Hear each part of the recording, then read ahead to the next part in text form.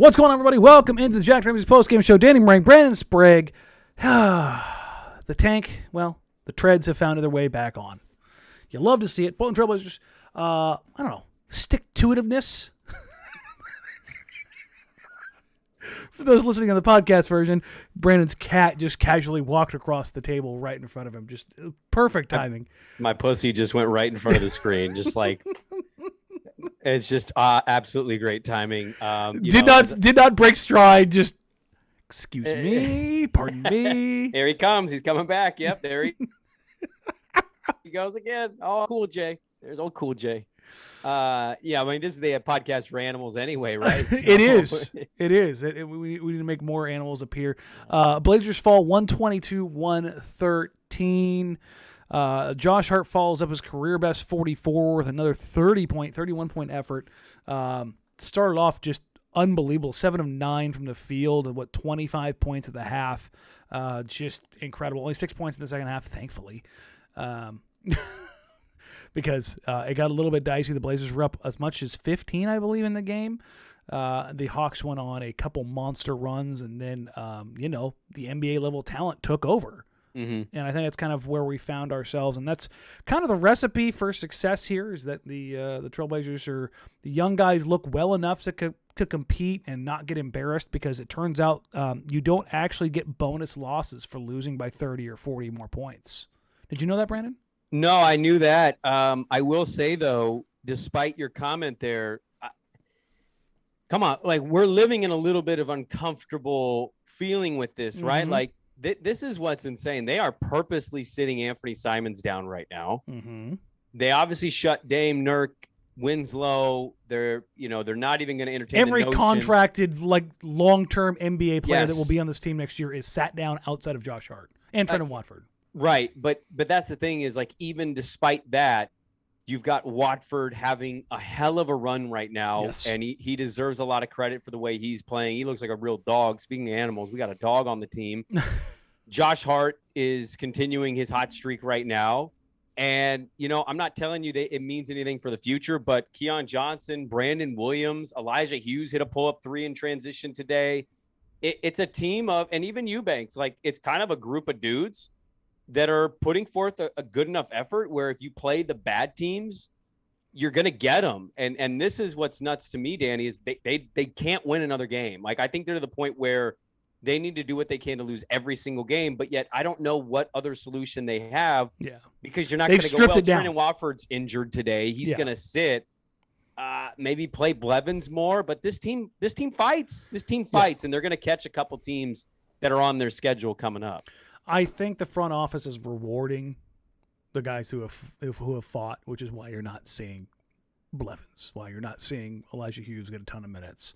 I think you're seeing Josh Hart was probably a little bit frustrated, I would imagine, coming into the situation. He's a pro. Like he should not be going through this, but they need him to. They need him as a body, like they need him to be a guy. They just kind of had to figure some things out. So it's going to be really interesting to see kind of how they go. I would imagine that they're going to be in some games, but also I think that this is very easily, the easiest way to explain this all the way is that if Josh Hart isn't shooting lights out, they aren't even in games. They're getting blown out. The thing is, he has been very good. He is the 4-game winning streak they had before the All-Star break, and then the subsequent 5 games where they got shellacked, and then the last 2 games. What has been the consistent thread that you can pull on? Josh Hart and Hart. Yeah, have been good. Yeah. And so you've got those guys just out there getting it done. And we kind of joked about it during the watch party. This is like the 6th version of the Blazers 1-2 punch this year. It's not Dame and CJ or Dame and Nurk or Ant and Dame or Ant and CJ or CJ and Norm or Ant and Nurk. We're down to Josh Hart and Trendon Watford, and kudos to those guys. But man alive, like this is a Monty Python skit at this point. They're going to gum you to death. Well, you asked a poll question during the game, and we talked about it on the live watch party. I voted. You said how many players, given Westbrook's usage, opportunities, his usage, would be having a better season than him, and I think the number was over 50%. Josh Hart is somebody that, like, I can't believe I'm saying this out loud, but the Lakers would sure love to have Josh Hart instead of Russell Westbrook right now. Yeah. We might even feel differently about their odds as a play-in team if they had Josh Hart and not Russell Westbrook, which is insane. It says a lot more about Westbrook, honestly, than it does even Hart as well as he's playing. But look, if him and Watford are going to keep giving buckets like this, they're going to beat the Spurs. They're going to beat the Rockets. They're going to beat Oklahoma City, and the Pistons are coming up. That's their schedule, man. They got these and shitty Pacers. teams. And the Pacers. You've got the Knicks, Nets, Pacers, and Pistons in your next 4. Did you look at that? I'm prepared for the schedule, Brandon. Yep. Yeah, look at you. You finally did it. We have 15 games left, and you know it by heart now. But look, I'm going to be a little downer here. I'm going to go downer Danny here. You have to lose that Pacer game. You got to do what you can to lose these games because these are teams that you're tanking against. These are teams you're up against in the draft odds. Speaking of draft odds, ladies and gentlemen, let's go ahead and pop that air horn. What time is it? It is time for Tankathon. All right, big money, big money, big money, no whammies is what we do after every Blazers loss as they're chasing ping pong balls. And Portland moves up to the number 3 pick. New Orleans' pick lands number 1, so the Blazers lose that pick in this scenario. That's okay. You take number 3 all day. That's kind of an interesting scenario. Are you okay getting the number 3? Yes. If it means you lose the other pick. Well, I think you got to accept the fact that there's a possibility you lose that pick. Like, I think we're really banking on that pick to land. I'm not going to put it past New Orleans if B.I. can come back for them to make the playoffs and win the play-in. But I also wouldn't be the most shocked if somehow that pick did not convey to Portland, if it fell at 15 or if it fell at 4 or higher. So I think you got to go into it with an open mind of there's a possibility this pick's really not Portland's at all, as you want it to convey. But if Portland got 3, I think this is the kind of draft you can make a real argument that 3 might be the better spot than 1.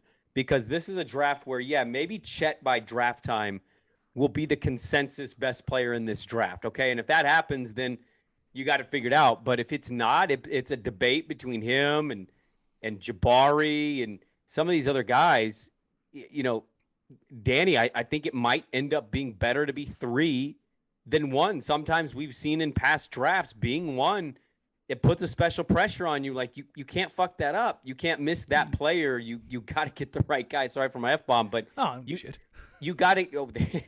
Obviously, you got to get the right guy. Whereas 3, it kind of starts to, it starts to show you who you're getting anyway. Yeah. Quick deviation here real quick because the NCAA tournament's coming up. We'll get back into it real quick.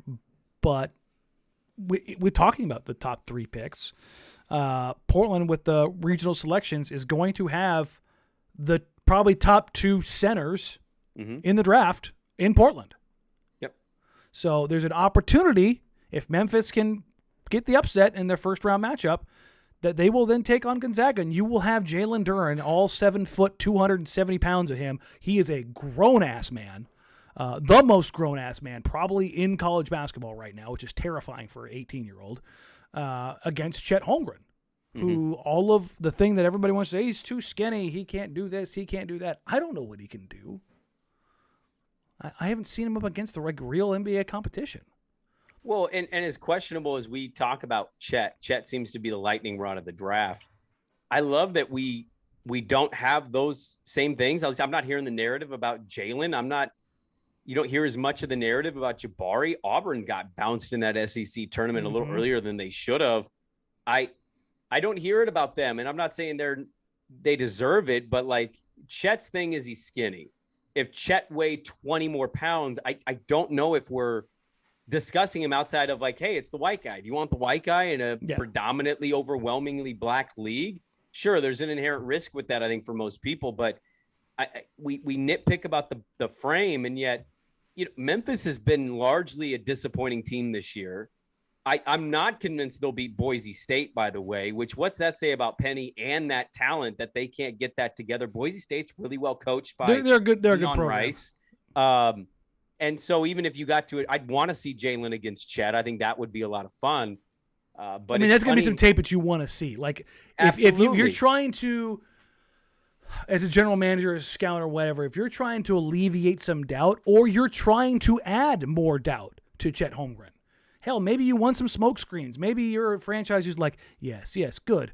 Look at Chet get bodied by the big man. You don't believe in him. Run away from him. Let him fall to us. Like, you know what I mean? Like, there's so many different ways that this could go. And I think that matchup, I hope it pans out. I do too. I want to hear the noise on other guys because it feels like it's largely, Chet. Sure. Because they're looking to pick that one thing apart. And I think it's kind of interesting. I want to revert back because I'm a terrible, terrible host. I can go back to this game real quick and just talk about just Trendon in general.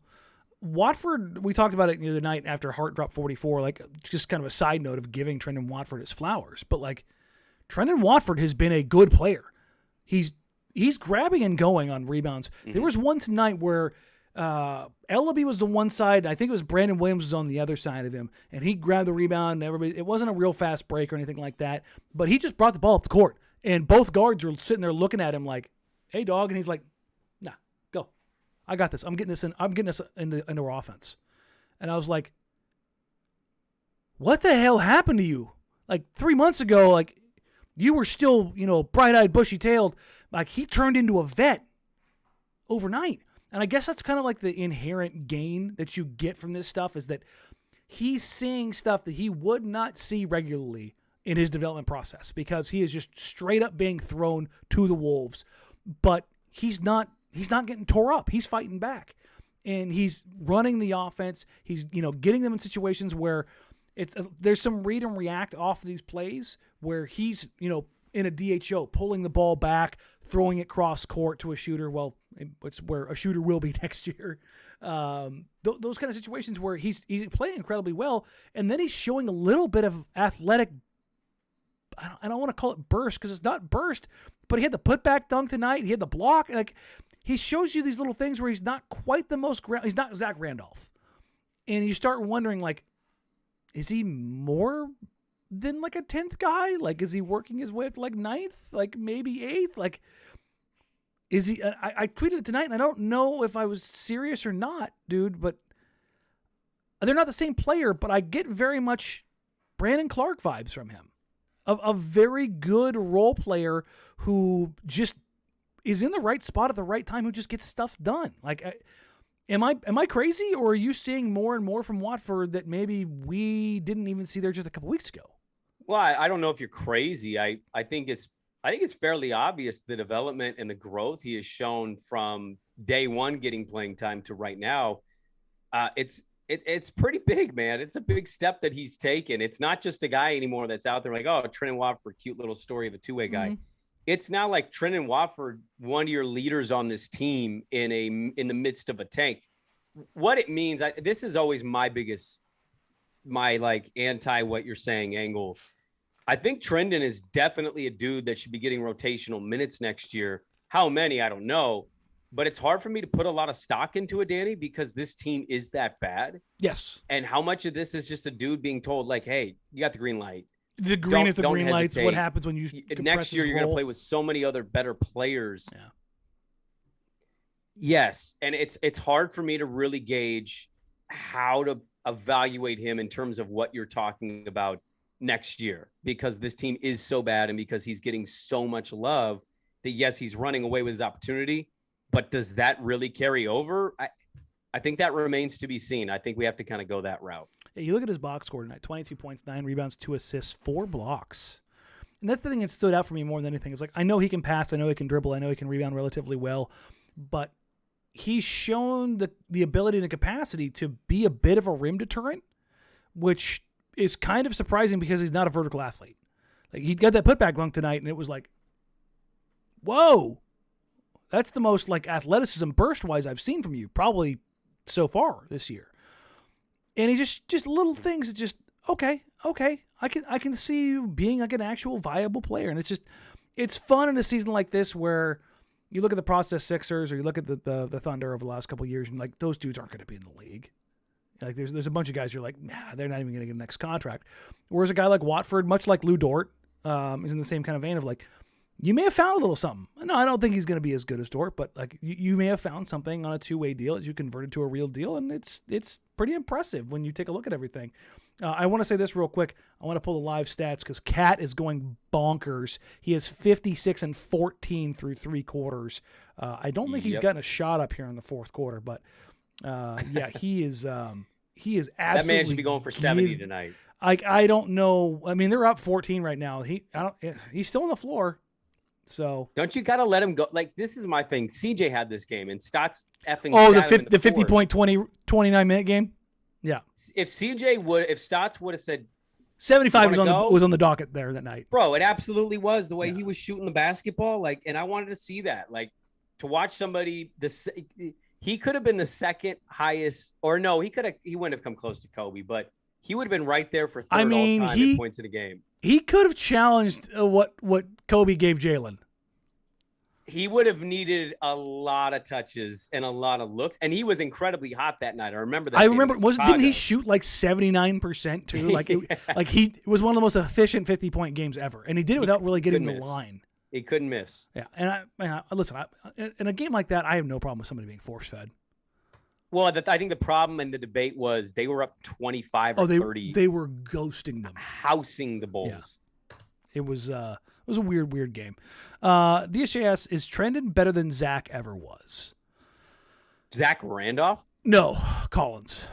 That's what I'm going with. I can't. I don't want to do that because it feels like I'm like punching down on Zach just because of the injuries and stuff. But also Zach, like. Well, Zach never had an opportunity to do this. He never got to be healthy with a tanking team. In higher leverage situations, Zach had some bigger moments. Oh, definitely. Yeah. So, like, the Denver series, like, and again, it's apples and not apples and oranges, but I don't think it's necessarily fair to compare the two just yet. But I think Trendon is projecting really well. I would say that Trendon is certainly projecting better than Zach did his first year, which is less an indictment of Zach and more a praise of Trendon in this vein. I think, because I think Trendon has been legitimately good, which is kind of weird. Again, my pushback is just that, like, Trendon's in a situation where he's allowed to get these minutes, he's allowed to get these touches, this look. Whereas Zach and Ant really in that time, and Gary really in that they all periods. came into good teams. They all came into playoff teams. They could not sit there and try and like work things out. Yes. We're Trendon. Listen, baby, you work it out. Work it out all you want. Well, that's why, like, I'm not saying Chauncey's not going to be good, but, like, to go back to the Stotts thing, not that we need to rehash too much. If Stotts is literally in the same situation, Trendon is playing these minutes. Yeah. This isn't a Chauncey's play him. He has no choice. Like, it's institutional. It's absolutely institutional. And so I don't think it's fair to Zach to say he's better. He's leaving me hopeful. Mm-hmm. You know, if you're going to look for something in a really crappy into a bad season, you're looking for the positives, right? I'm always looking for the optimism. In a dark, dark world, give me the light. And Trendon Watford, I don't know what he's going to mean for them next year, but I think it's going to be so drastically different that the first game he plays, if he doesn't do what he's been doing, we might go, whoa, did Trendon take a step back? No, I think it's just a matter of a different role. It's a different role and a different opportunity. I will say this about Trendon. It looks like he's thinned out. Like, he looks leaner, bigger, stronger. He's in good game shape. Like, when he got here, he looked like a college kid. Like, he looks like a dude now. Yeah. Like, he you know, not to be like, you know, body shaming or anything like that, but right. He's got his jaw tightened up, his arms got a little bigger. Like, he went through the Anthony Simons growth period of this last summer, like in mid season. Like, I think he got around an NBA trainer, an NBA facility, and being around an NBA team that has a reputation for working, and saw what it takes. And I think he's putting it upon himself, and I think that is translated onto the court for him. I think that's something where, if you want to point something out for a guy for growth, like off the floor, that honestly you don't see as often as you probably should in the NBA, because some guys it's a check, it's a job, and that's okay. Some guys take it a little bit more seriously, and I think from the outside looking in, as far as like just observation, it looks like Trendon gives a shit. Mm-hmm. And that's a cool thing to see in a season like this, where it's not a lost season, but like you're just trying to find like good things to pull out. Like, right. You don't want your entire garden to go sideways, right? Like, I'm gonna do garden analogies because I'm really good with gardens. Did you know that? I know you're such a nerd. I'm not. Okay. I kill everything. Oh, okay. Well, I mean, you also live in the middle of nowhere, so I wouldn't put it past you. I'm trying. Like you are trying to be a green thumb. I mean, that's the plan this summer is like to like redo. Like my wife and I went down to a big garden store out here in the backwoods, and got some tree. We called it our love plant. She's like, I can't ever let it die. It's dying. It's dying. They always say that. Yeah, and she's like, I don't know what to do. I've given it nutrients. I've put it in the sun, and it's like. Well, why did you link our love to this? Why? The minute you buy a donkey and you start tilling your land, then you start sending videos, because that's the minute I know you've turned into a green thumb. Oh no, I'm gonna do that, and I'm gonna start my own like farm to table. Yeah, restaurant. Daddy, where's your garbage? We compost out here. It's right in the back, composting bin. Make sure you spit it after you dump it. Okay. Remember, we use that compost over there for the fresh vegetables. Dude, let me just say, composting very necessary. But as a non-garden person, I had a buddy whose parents were big hippies, and we lived in Northeast Portland, but they were huge hippies. They were composting, and I went to their house for dinner one night, and I'm like emptying my plate, trying to be respectful, and his mom like kind of starts going at me. He's like, Brandon, that's trash. That's compost. So I'm like on a plate, like sorting out my leftovers and my trash. And I'm like, great, I'm taking a plate to their backyard and I'm dumping it in a big old bin. And she's telling me to turn it. And I'm just like, I'm too citty for this. I'm not made for this. You know, 100%. 100%. I would say running a basketball team is easier than running a composting empire. I think at this point. I bet you I would be bad at both, but like I bet you I would be better at the basketball side of things than I would the composting. Much like a garden, your young seeds grow, and that's my transition back to the NCAA tournament. For those that are wondering, we do have a Jack Ramsays bracket pool. There's a post up on Twitter. I will relink it again. Actually, here. I'm not screwing. I'm not going to do it right now because I'll have to dig through too much. You can go find. I said it on the live watch party. You guys can go find it at Danny Meringue. It's on his timeline, just a few tweets back. You can see the link to it. I didn't tweet that much tonight. The lowest lowest volume tweet game of the year, easily, hands down. But we'll have the bracket tournament. I've got some prizes. I've got some stuff over here.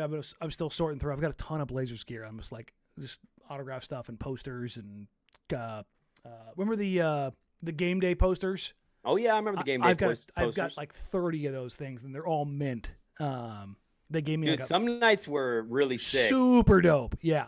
I'm keeping a couple. Yeah. But yeah, I've got a bunch of those. Oh yeah, for sure. I've got a bunch of those to give away. I've got so many boxes of swag stuff. So I don't want to give away any tickets because do any of you want to go to these games? Like I could pull those favors, but I don't think anybody's really. Listen, if you end up winning the bracket, Danny, are free tickets. Yeah, if you end up winning the bracket and you want tickets, let me know. I will hook you up with some tickets. I will make a phone call or two. That's not hard for me to do. Everybody's sitting here saying sit Josh Hart. I just don't think they're going to do it. I don't think they're going to either. But like realistically, if the goal is to lose games and collect ping pong balls, needs to happen. You need to be doing. Might be time for Blev God. I think we've reached that stage. But NCAA tournament stuff in general. We'll have the tournament bracket. The watch parties will be up. I think we have the TV schedule is out now. I think it just came out. I'd have to go back and look. I know the dates are out. I don't know what. I thought they had the TV schedule. Eduardo just donated $4.99 towards the summer garden. Thank you. I'll put a fresh green tomato in a box for you. Hopefully it makes it to you and doesn't die. But we will have the watch parties going. I will be in and out for the day. Same. So, but we'll just kind of have it open. Once I have the actual schedule in my hands, I'm going to sit down and mark out like how we want to do it, and then I will get with the guys that watch playback, and we will be able to switch games like easily, transition from one to another. And they told me that they'll take care of us. So it'll be a nice way to like watch this game and then watch that game, and I think we'll care a little bit less about the win-loss and more focused on the players.